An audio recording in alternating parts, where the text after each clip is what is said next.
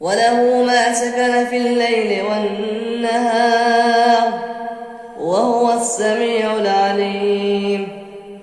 قل أغير الله أتخذ وليا فاطر السماوات والأرض وهو يطعم ولا يطعم.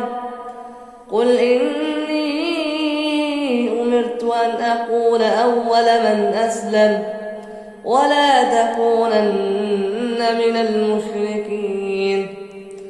قل إني أخاف إن عصيت ربي عذاب يوم عظيم.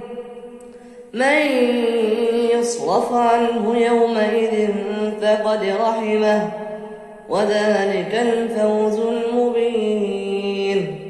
وإن يمسسك الله بضر فلا كاشف له إلا هو وإن يمسسك بخير فهو على كل شيء قدير.